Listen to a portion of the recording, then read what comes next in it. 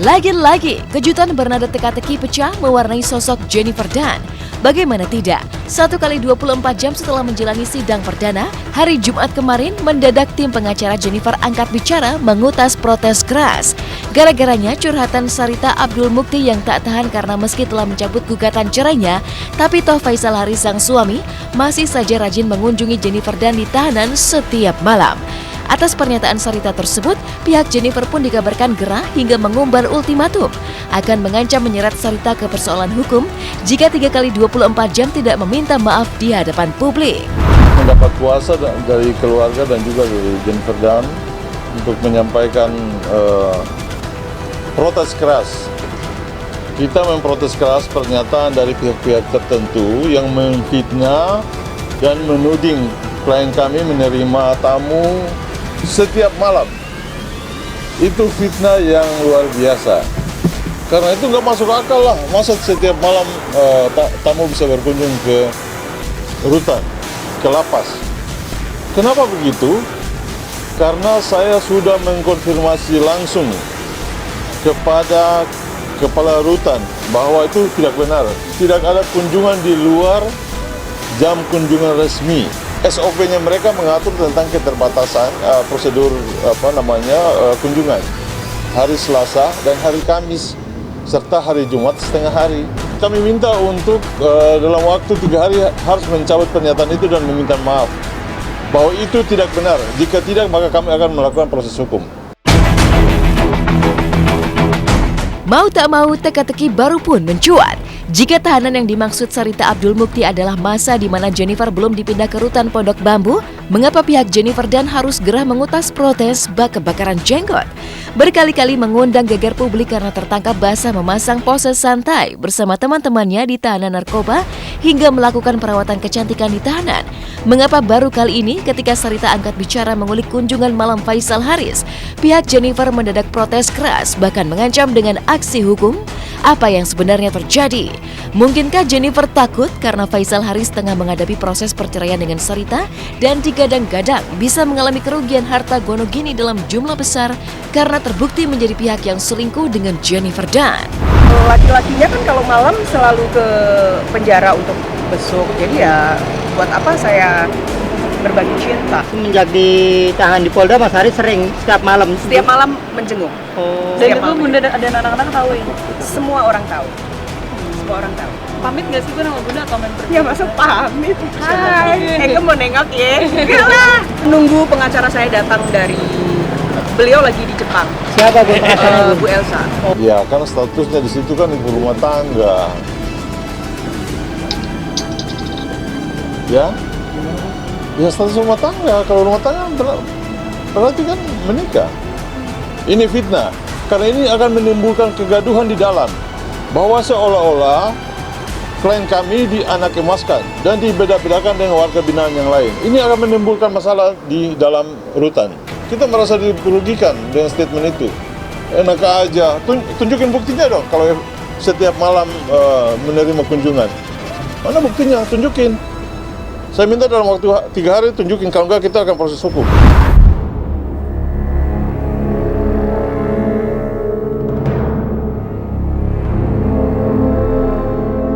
Jauh dari sosok Jennifer Dunn yang tak henti mengutas teka-teki meski berada di balik jeruji penjara, pekan ini publik justru dibuat geger sekaligus miris. Peristiwa kriminal yang menimpa seorang kakek bernama Hunaidi. Pasalnya kakek pensiunan TNI Angkatan Laut tersebut naas meninggal saat mengaji akibat dibunuh oleh 2 orang perampok yang menyatroni rumahnya di kawasan Pondok Labu, Jakarta Selatan. Kematian kakek berusia 84 tahun itu pun kian mengulik kesedihan keluarga karena almarhum Hunaidi konon dibunuh oleh perampok yang sama yang telah mengambil uang 3 juta rupiah dari rumahnya 3 hari sebelum peristiwa tragis itu pecah. Ironisnya kepergian almarhum Hunaidi itu pun meninggalkan jejak teka-teki yang belum terpecahkan karena 2 perampok yang membunuh Hunaidi kini masih menjadi buron.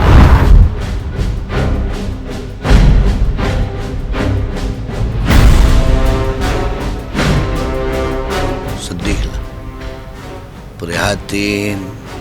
Lalu kita bertanya-tanya, ada apa salah saya, ada apa orang tua saya. Hari Rabu itu kehilangan uang aja. Informasi yang saya terima, Bapak ngobrol dengan seseorang yang tidak dikenal.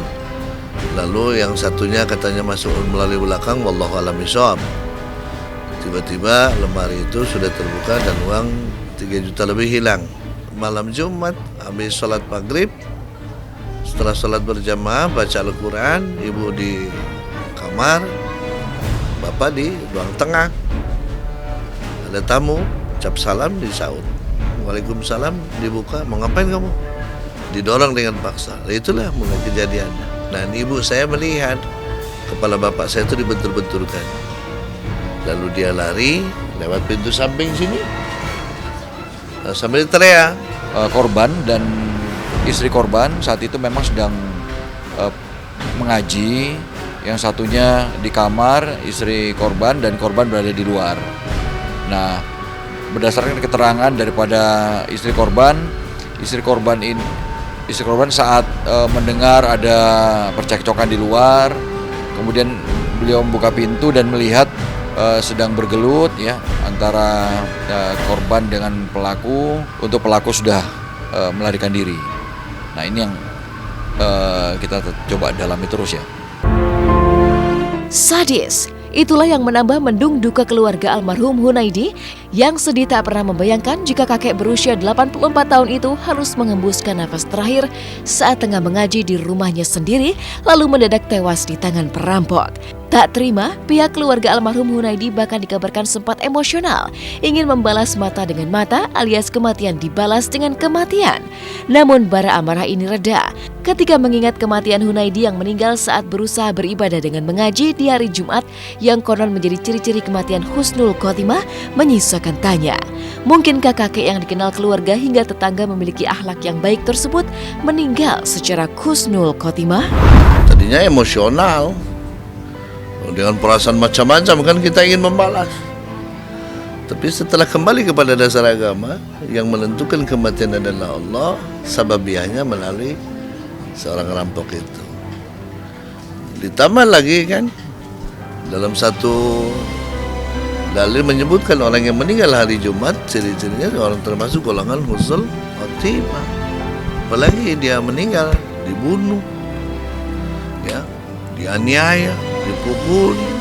Kalau secara pandangan umum sadis, tapi di mata Allah dia lebih mulia daripada kita. Itu aja yang saya yakini gitu.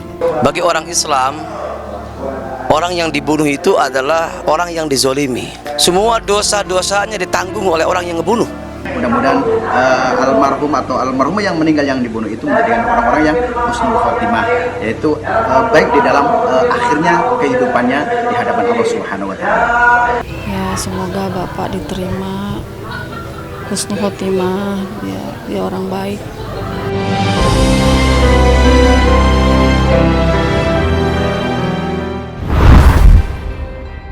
Dari lokasi syuting sinetron Siapa Takut Jatuh Cinta, inilah romansa Verrell Bramasta dan Natasha Wilona di tengah kesibukan syuting mereka.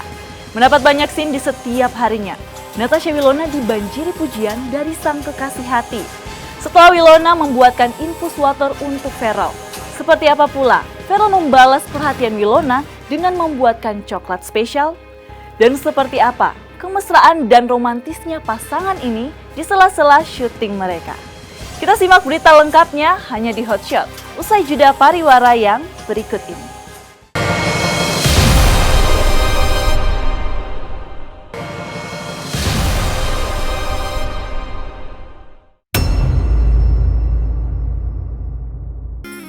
Duhai engkau, sang dewi ciptaan raja, dari langit kau turun ke dunia, kau jadi milikku, jadi pendampingku selama. Cinta dan romantisme manis seolah tak pernah berhenti mewarnai hari-hari Verrell Bramasta dan Natasha Wilona. Bagaimana tidak, sibuk dikejar syuting stripping sinetron Siapa Takut Jatuh Cinta tak membuat Verrell untuk berhenti membuat kejutan romantis untuk Wilona sang kekasih. Buktinya, ketika tim Hotshot menengok lokasi syuting Siapa Takut Jatuh Cinta, Verrell terlihat sedang mempersiapkan kejutan manis untuk menyemangati Wilona yang sedang lesu kurang konsentrasi akibat lelah syuting setiap hari. Maka demi Wilona, Ferel pun berencana membuat sebuah kue coklat manis sederhana yang uniknya berujung pemandangan yang mengulik tawa. Pasalnya Ferel yang terbiasa maco menghabiskan waktunya lebih banyak di tempat kebugaran dan jauh-jauh dari dapur melakukan serangkaian aksi lucu. Salah satunya gaya unik Ferel yang menghaluskan biskuit coklat dengan tinju seperti berikut ini. Jangan kau pergi dariku. Halo pemirsa Hotshot, kebetulan hari ini aku lagi di lokasi syuting dan hari ini kita adegannya lumayan capek banget. Jadi dari pagi kita tuh udah adegan olahraga, udah ada main basket, badminton, dan Wilona kayaknya juga capek banget hari ini. Makanya dia syutingnya tadi agak-agak mau tidur, agak-agak kurang fokus, dan ditambah tadi kita nge-gym juga. Makanya aku mau bikinin Wilona itu sedikit inilah minuman coklat biar kalau minum yang manis-manis kan biasanya agak sedikit bangun lagi tuh, dia agak bersemangat. Kemarin kan Wilona sempat bikinin yang infused water itu, jadi gantian lah hari ini aku yang bikinin dia coklat. Berapa banyak ya? Atau lebih?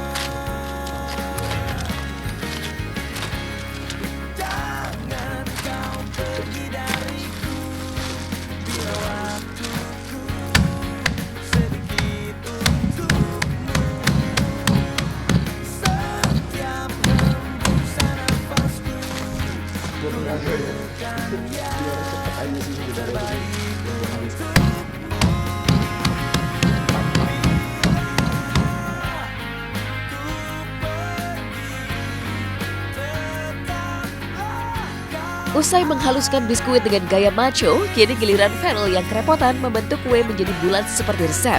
Tapi apa daya, lagi-lagi kebiasaan macho Ferel yang tak terbiasa dengan aktivitas masak-memasak di dapur menguntai pemandangan lucu. Ferel gagal membentuk adonan menjadi bulat dan berujung seperti berikut ini. Jangan kau pergi dariku bila waktuku sedikit untukmu. Setiap hembusan nafasku ku lakukan yang terbaik untukmu.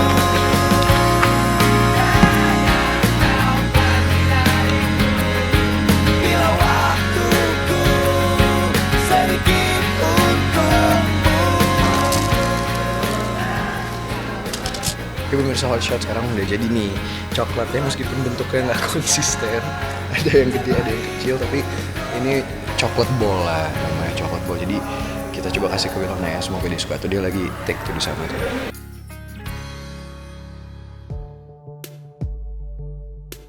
Tapi jika kasih sayang dan perhatian adalah hal yang penting dalam sebuah biduk cinta, maka apalah artinya bentuk sebuah kue yang tak sempurna jika dibandingkan dengan niat Ferel berusaha membahagiakan Wilona sang kekasih lewat perhatian khusus. Inilah yang membuat hati Wilona luluh bahkan memakan kue buatan Ferel dengan senyum bahagia, meski kue buatan Ferel tersebut tak terlihat sempurna bahkan diwarnai curiga. Karena Natasha Wilona kerap menjadi sasaran kejahilan romantis Ferel. Tapi begitu melihat ketulusan Ferel, Wilona pun memuji kue buatan Ferel dengan kata enak. Sayang, lihat deh, aku bikinin kamu coklat. Oh iya, kamu bikin sendiri? Iyalah, ada buktinya di kamera. Serius? Ini kamu coba ya, enak atau enggak? Nih yang ini aja nih. Ini tadinya niatnya belum bikin coklat ball, tapi kok lenyek banget sayang? ya udah sih kan kurang keras sayang, tapi pinginnya kayak bikin kayak kue gitu loh. Wah. Tapi agak gagal, coba kamu coba. Curiga nih, aku curiga. Aku curiga sih.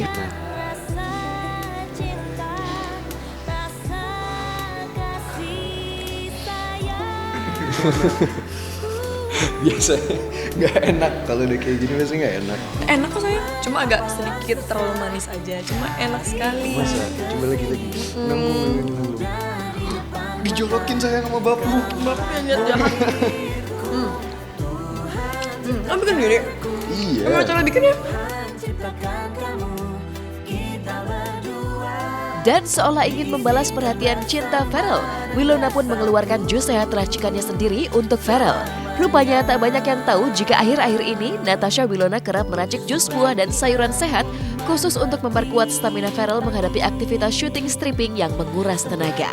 Uniknya sama seperti Wilona yang menghargai kue manis perhatian Farel dengan pujian, kali ini Farel pun menuruti saja meminum jus racikan Wilona meski harus menahan rasa jus yang menyiksa lidah. Semua dilakukan Farel dan Wilona atas nama cinta.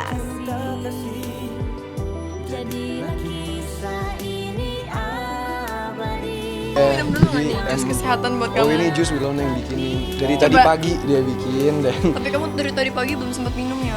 Jadi dia bikinin jus ini. Jus Coba racun kamu juga. Kamu jahat ya? Apa saya?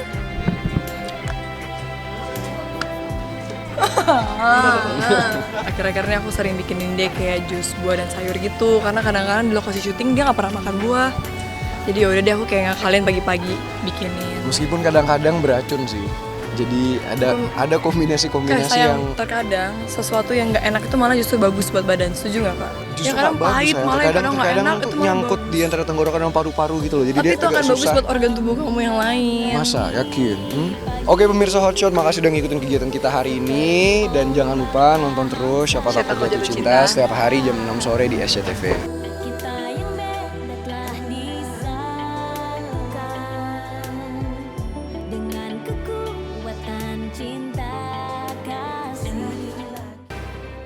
Terlibat di satu judul sinetron yang sama, pasangan Dude Harlino dan Alisa Subandono mencari kontrakan rumah yang dekat dengan lokasi syuting sinetron Cinta Kedua.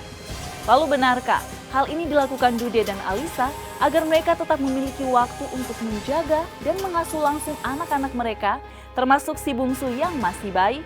Sementara itu, seperti apa pula kesibukan Oci Rosdiana saat harus berpindah dari satu lokasi ke lokasi lainnya sambil mengerjakan tugas kuliahnya.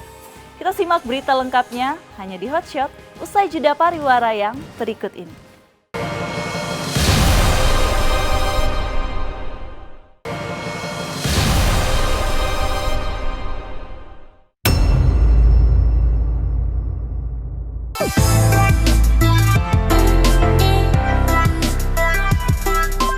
Disandingkan dalam sinetron yang sama, inilah suka duka pasangan Dude Harlino dan Alisa Subandono sebagai pesinetron sekaligus orang tua bagi kedua buah hati mereka. Dude dan Ica yang juga bermain sebagai pasangan di sinetron Cinta Kedua mengaku sampai menyewa tempat khusus di dekat lokasi syuting mereka agar bisa tetap memantau sang buah hati tercinta. Apalagi bagi Alisa yang kini masih menyusui anak keduanya, Malik yang baru berusia 8 bulan. Selain memantau keseharian anak mereka lewat CCTV, Dude dan Ica juga kerap bolak-balik ke rumah yang mereka sewa untuk tetap bisa memberi kasih sayang secara langsung, baik kepada Rendra maupun Malik yang masih menyusui. Iya, ini memang baru benar-benar aktif syuting lagi setelah melahirkan Malik sih gitu. Jadi ya sangat bersyukur karena masih diberikan kepercayaan oleh Cinemark dan juga SCTV untuk kita main berdua dalam satu sinetron. Jadi kalau anak itu sebenarnya kita bawa ke lokasi. Jadi kita sewakan tempat dekat lokasi syuting. Kita taruh di situ sama mbak-mbaknya ya. Orang tua juga datang ke sana. Jadi kalau karena Ica masih ASI jadi bisa bolak-balik karena lokasi tempat yang kita sewa nggak terlalu jauh dari tempat syuting. Ya kan memang kita pantau terus kan. Di rumah tuh ada CCTV yang bisa kita lihat juga kan. Tapi kalau kita bawa ke lokasi syuting memang kan jaraknya nggak terlalu jauh. Cuma hitungan sekian langkah udah sampai di base camp yang kita sewa kan. Jadi kita berusaha memang untuk jarak ini nggak terlalu jauh sama anak. Supaya kalau kita pun sibuk syuting nggak kehilangan waktu juga sama mereka, ditambah Ica masih bisa menyusui dengan lancar gitu.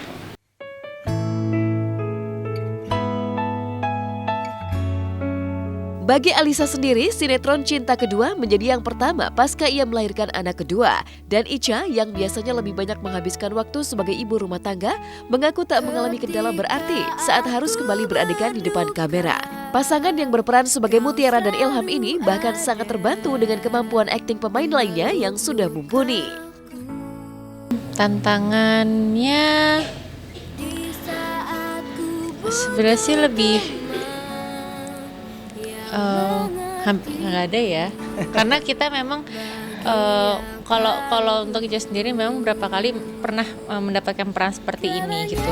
Tapi untuk mungkin kan kita kalau untuk masalah dialog, untuk masalah adegan itu kita sudah diskusikan bareng-bareng. Terus kita juga diarahkan oleh sutradara dan asradanya gitu. Paling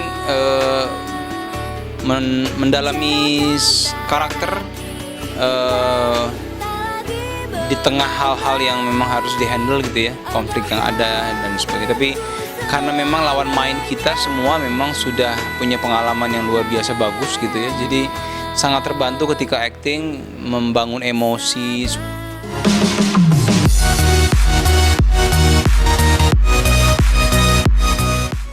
Saat Dude dan Alisa menikmati peran mereka sebagai pemain sinetron serta orang tua, kisah lainnya hadir dari Oci Rosdiana. Oci yang juga berperan dalam sinetron Cinta Kedua justru harus membelah diri sebagai bintang peran sekaligus mahasiswi tingkat pertama. Oci yang baru duduk di semester 1 jurusan Public Relation memilih kuliah online agar tetap bisa menjalani syuting sinetron stripping. Lantas seperti apa sibuknya Oci saat harus belajar hingga mengerjakan tugas kuliah di sela-sela syutingnya? Baru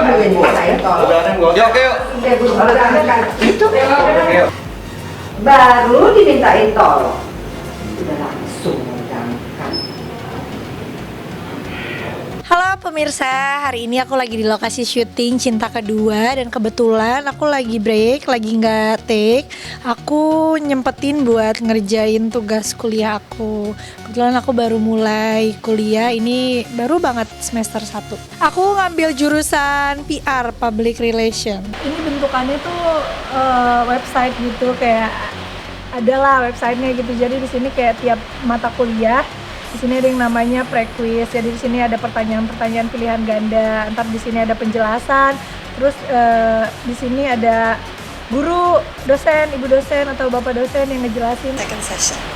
So in the second session, we'll talk about advertising and other promotional mix.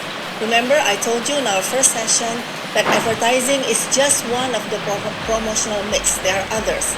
Unfortunately, you have to learn some more about promotion. Belajarnya kurang lebih kayak gitu, kayak ya seputar di laptop aja, nanya-nanya sama dosen di laptop, nanya-nanya sama teman di laptop, video call sama dosen di laptop, begitupun video call sama seluruh murid yang lain juga di laptop. Bagi Oci Rosdiana, kuliah bukan sekedar tentang gelar. Meski namanya sudah tenar di panggung hiburan sebagai salah satu bintang muda bertalenta, tapi Oci tetap ingin mengenyam pendidikan setinggi mungkin untuk menambah wawasan sekaligus menambah teman. Sibuk banget, bener-bener kayak kalau nggak tek langsung laptop kerjain. Ntar kalau misalnya lagi tek kepikiran oh iya belum ngerjain tugas gitu kan. Tapi seru-seru aja karena aku ngejalaninnya pun nggak dibikin jadi beban ya sebenarnya, sama aku dibikin jadi ya memang ini aktivitas aku, syuting, ngerjain tugas, kuliah gitu. Harus bawa laptop dan wifi. Kadang sinyal zonk terus ada live session gitu kan. Wah, nggak bisa. Sama ini earphone mungkin kalau misalnya mau live session gitu harus banget. Sebenarnya bisa buka di handphone, cuma kan kecil-kecil ya, jadi kayak nggak berasa aja gitu lagi ngerjain tugasnya. Aku memang pengen kuliah, memang pengen pendidikan juga tetap jalan meskipun mungkin orang-orang bilang kan udah kerja apalah segala macam, itu nggak jadi pemikiran aku. Jadi aku tetap pengen kuliah buat nambah wawasan, nambah teman juga sebenarnya.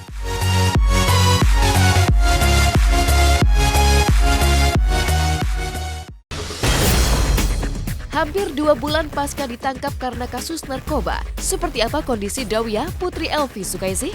Seperti apa pula sebenarnya polemik antara Musdalifah dan mantan pengacaranya? Hingga status tersangka yang kini lekat pada suami Winda Fiska? Sesaat lagi hanya di Hot Shot.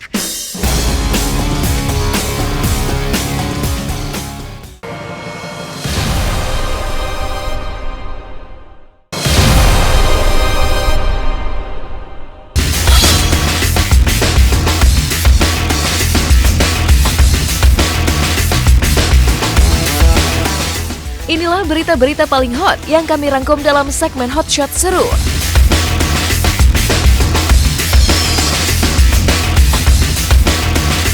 Hampir 2 bulan pasca ditangkap karena kasus narkoba, Putri Elvi Sukaisi Dawiyah masih mendekam di tahanan. Jika kakak dan ipar Dawiyah sudah dipindahkan ke RSKO untuk menjalani proses rehabilitasi, maka lain cerita dengan Dawiyah yang masih harus melewati jalan berliku. Hingga saat ini penyidik kepolisian masih melengkapi berkas perkara untuk dilimpahkan ke kejaksaan. Setelah itu nasib Dawiyah akan ditentukan di meja hijau, apakah direhabilitasi atau justru kembali ke dalam bui. Dan melihat posisi sang adik yang terancam hukuman maksimal 20 tahun penjara, Wirda tak kuasa menahan air mata. Apalagi ketika Wirda yang baru-baru ini datang membesuk Dawiyah mengaku sangat dekat dengan adiknya itu. Lalu bagaimana pula dengan si Ratu Dangdut Elvi Sukaisi sendiri? Karena kenapa ya, dia batinnya deket sih sama aku. Jadi dia kadang dia merasa sedih aja, aku tuh tahu gitu ya. Kayak waktu kemarin itu aku kenapa ini berapa hari ini aku kayaknya sedih banget ini, kenapa suntuk banget. Katanya dia telepon ya melalui Bang Jack ya. Tentunya pasti kalau dia telepon itu berarti dia ada Bang Jack di sana gitu kan. Dia bilang begini-begini ya, namanya orang kalau sendiri ngadepin itu sendiri artinya pastilah ada gejolak-gejolak yang gimana kan. Ya namanya orang tua gitu, ada anak yang nggak ada pastilah berasa, nggak mungkin enggak gitu kan, tetap merasa kehilangan ya pasti gitu. Cuma ya itu kita juga nggak mau Umi jadi sedih gitu kan, artinya ya sudah udah Mi harus dijalani memang begini gitu. Ini dalam proses persiapan pemberkasan ya, kalau memang mungkin berkas ini sudah lengkap. Saya tidak tahu kapan lengkapnya, yang tahu hanya penyidik ya, mungkin akan dilimpahkan ke kejaksaan. Tapi saya belum tahu kapan, hari apa, tanggal berapa itu.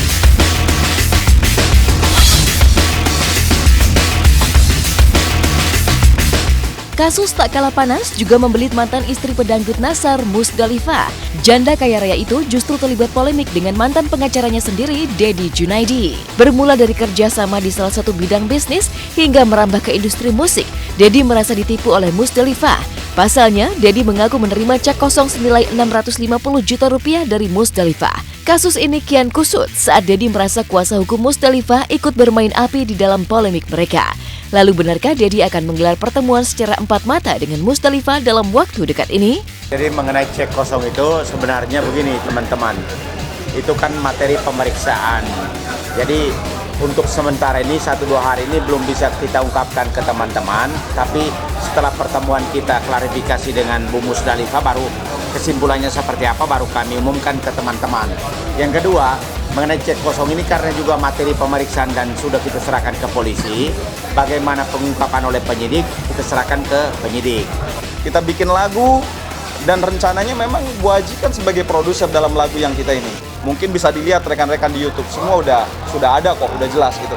Dan kita sama-sama mau mencari uang ya, bagaimana caranya making money dalam lagu ini. Ya kan? Ya artinya kita selalu berusaha berdoa bagaimana mencari sama-sama yang enak, baik buat Musdalifah dan baik buat saya. Artinya kita kan seorang pembisnis. Dalam waktu dekat pun saya nanti akan ketemu dengan beliau secara 4 mata. Saya nggak mau ada yang aneh-aneh di kiri kanan yang mencari popularitas ya.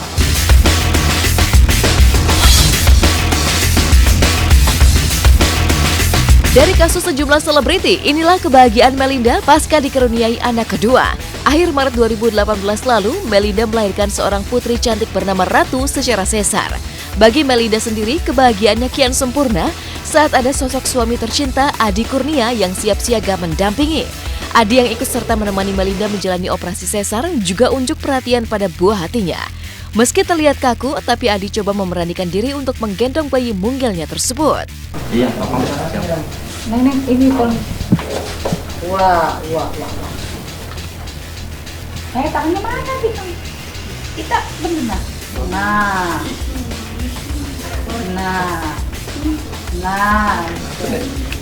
Itunya malas. Ayah harapannya untuk anaknya seperti apa ya? Harapannya sehat selalu, panjang umur. Kelak kalau sudah besar menjadi anak soleh. Ayah udah bisa gendong, udah hebat. Belajar di mana sayang? Belajar tadi pagi dari suster. Udah dicari nama suster? Saya sebenarnya udah siapkan nama jauh-jauh hari. Ratu Bintang Kehidupan. Jadi kenapa harus tiga nama? Karena kalau umroh biar gampang. Rencana kita mau pergi umroh dalam waktu dekat ini.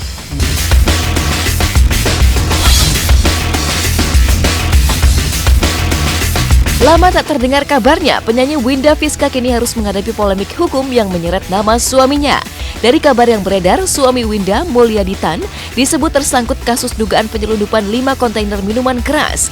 Suami Winda itu sendiri juga telah ditetapkan sebagai tersangka atas dugaan kasus tersebut.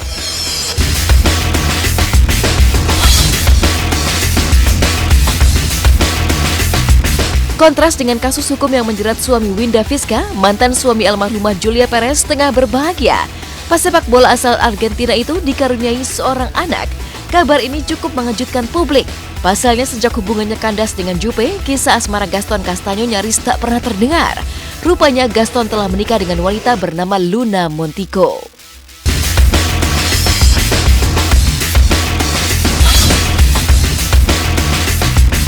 Menjadi ajang pertama di Indonesia yang mempertemukan pesulap top dari berbagai negara di kawasan Asia Tenggara, perebutan gelar The Grandmaster Asia kian memanas di setiap pekannya. Apalagi ketika kini sejumlah pesulap yang tereliminasi siap mengambil satu kesempatan dan memberikan kemampuan terbaik mereka dalam babak wild card. Dan sengitnya aroma persaingan juga dirasakan oleh Demian, salah satu juri The Grandmaster Asia. Grandmaster Asia ini adalah suatu kompetisi sulap pertama di Indonesia yang skalanya internasional, di mana peserta-pesertanya itu dari negara-negara di Asia Tenggara. Jadi ada yang dari Taiwan, ada yang dari Korea, ada yang dari Jepang, ada yang Malaysia, Brunei Darussalam, terus ada yang dari mana lagi ya, Thailand gitu. Pokoknya ada negara-negara di Asia Tenggara. Nah, semuanya itu unjuk kebolehan menunjukkan sulapnya yang skalanya internasional. Sebenarnya kita lebih diutamakan dari juri-juri, tapi juri sendiri itu melihat dari respon penonton. Karena penjuriannya kita pertama harus dinilai dari bagaimana caranya permainan tersebut bisa menghibur penonton. Kedua, baru kita lihat bagaimana permainan tersebut memiliki tingkat kesulitan dan juga skill yang tinggi. Yang perlu harus kalian tonton adalah di babak wildcard ini. Karena dengar-dengar mereka akan ngasih sesuatu yang luar biasa yang kalian belum pernah lihat sebelumnya. Jadi sebelumnya mereka kan udah kalah. Jadi istilahnya sekarang mereka kayak balas dendam nih, gue akan tunjukin yang terbaik. Jadi mereka akan all out, bener-bener yang keluarin semua yang mereka bisa. Jadi jangan lupa ya nonton The Grandmaster setiap hari Minggu jam 14.30. Jadi jangan sampai salah, 14.30, oke?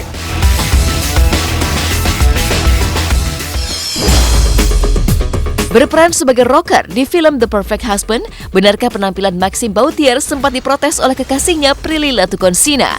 Benarkah karakter Ando masih kerap terbawa dalam keseharian aktor tampan ini? Saksikan Hot Shot usai jeda pariwara berikut ini.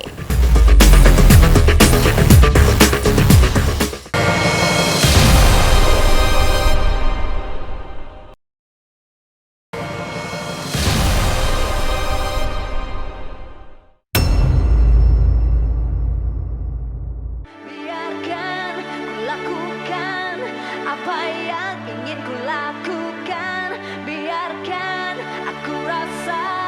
Apa yang ingin aku rasa, biarkan aku jalani hidupku ini.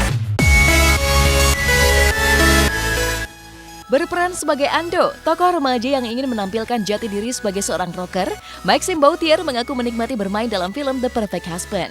Meski karakter tersebut sangat jauh berbeda dengan keseharian Maxim yang tak pernah bergaya ala rocker, tapi demi peran, kekasih Prilly Latuconsina tersebut rela mengubah gayanya. Selain menggunakan kaos hitam tanpa lengan, Maxim juga melengkapi gaya rockernya dengan aksesoris berupa kalung rantai yang cukup besar. Tapi benarkah penampilan ala rocker Maxim sebagai Ando di film The Perfect Husband tersebut justru sempat diprotes oleh Prilly? Kalau Ando beneran rocker, kalau aku cuman ikut-ikut mau jadi rocker gitu. Jadi bukan beneran rocker, style-stylenya sama, terus lebih kayak anak bandel, keras kepala yang masih mencari jati dirinya gitu sih. Dia belum nonton sih, jadi nggak terlalu cuman mungkin lihat penampilan aja sih beda dari aslinya. Kaget aja. Oh beda ya, bisa main bisa kayak pakai eyeliner terus pakai tato gitu. Jadi jarang dia ngeliat kayak aku seperti itu. Nah nggak cocok sih sama aku. Menurut dia nggak cocok kayak gitu. Tapi memang aku juga nggak merasa cocok seperti itu. Tak hanya Maxim, film The Perfect Husband juga membawa dampak tersendiri bagi Bunga Zainal yang sudah lama absen dari dunia peran tanah air. Jika Maxim dianggap tak cocok bergaya ala rocker oleh kekasihnya Prilly, maka lain cerita dengan Bunga Zainal yang merasa bahwa film The Perfect Husband seolah mewakilkan kisahnya di mana ia menikah dengan laki-laki yang jauh lebih dewasa. Lalu, adakah tantangan yang dihadapi Bunga Zainal saat harus menangis di salah satu adegan setelah sekian lama tak berakting di depan kamera? Aku tuh malah menggali, bisa aku menangis gitu. Aku bosan ketawa ke TV melulu. Kalau FTV kan ketawa ke TV melulu, nggak pernah nangis-nangis. Nah, dia di film ini tuh kayak akhirnya hari pertama aku menangis. Yang mungkin ada beberapa scene yang gitu kan, yang drama banget. Nah, itu kayak dari hati gitu, kayak akhirnya gue bermain lagi nih acting. Film ini tuh bukannya seperti mungkin Om Selamat sampaikan, bukan hanya perjodohan, tapi banyak banget yang bisa kita ambil dari film ini.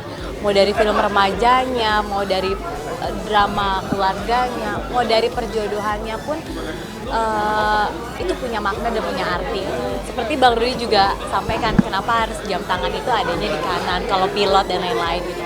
Jadi buat aku film ini penuh makna, dan orang mungkin kalau lihat The Perfect Husband pikirnya oh iya suami yang gimana bla bla bla gitu, dan beberapa media juga udah sering tahu kalau film ini tuh tentang perjodohan gitu. Tapi kalau udah nonton fullnya tuh kayak wah, itu film gue banget.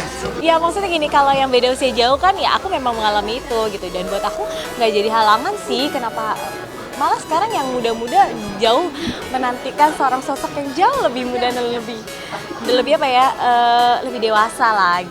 Biarkan ku lakukan apa yang ingin ku lakukan.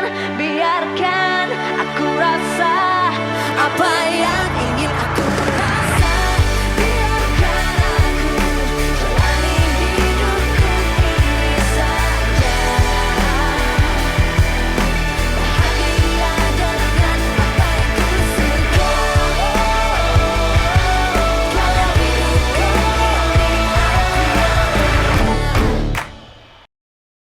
Kalau hidupku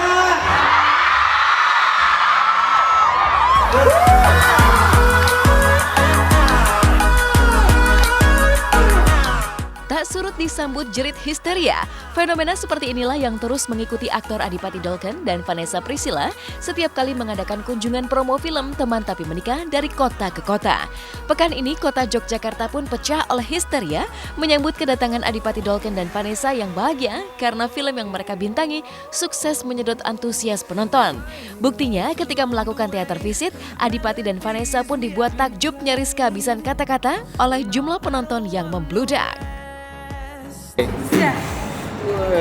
Hai, sekarang kita lagi ada di Jogja. Yes, sekarang kita mau ke radio. Ada live radio jam 3. Habis itu baru kita ke Hartono Mall, kita ketemu sama yang lain. Nobar, so ikutin terus. Oke guys.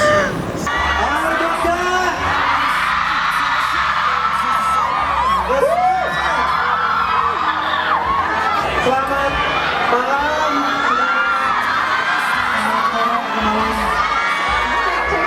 Terima kasih udah pada mau datang ke sini.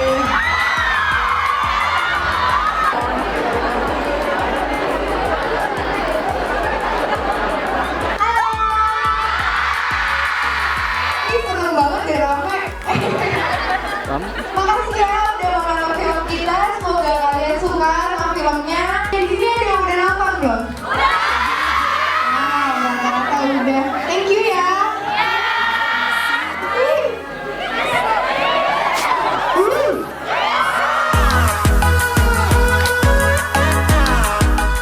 Mengejutkan, baru 2 minggu bergulir di bioskop Indonesia, film Teman Tapi Menikah sudah mendapat sambutan luar biasa. Uniknya, kesuksesan film Teman Tapi Menikah di Yogyakarta turut diwarnai kejutan tak biasa karena penonton yang mencintai akting Adipati dan Vanessa sampai melakukan aksi nekat. Salah satunya nekat mengikuti mobil yang membawa Adipati Dolken dan Vanessa hanya demi bisa menjabat tangan dan berbicara dengan dua sahabat tapi menikah dan menimbulkan baper luar biasa dalam film Teman Tapi Menikah berikut ini. Terima kasih. Ya, makasih juga ya. Semangat kuliah gitu. Semangat kuliah. Ya, semangat kuliahnya ya. Terima kasih. Dadah. Terus. Thank you. Jangan lupa nonton film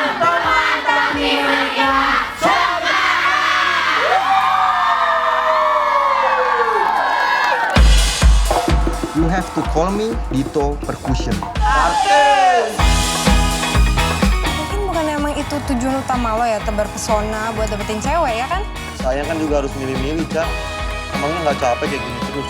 Ya Bang, lo kali 12 tahun ngebet sama gue. Serius, gue kira lo kesambet.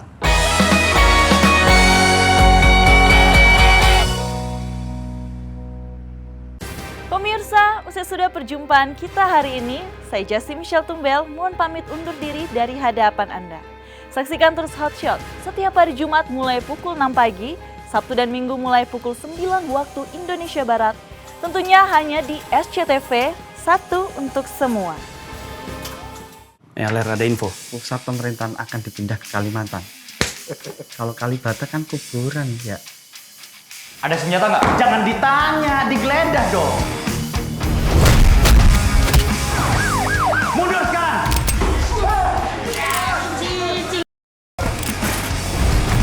Saya mau tanya-tanya tentang rantau. Nggak pernah coba-coba yang begituan. Teman-teman saya tuh, Panji. Kenapa ya? Pilkada. Biasa.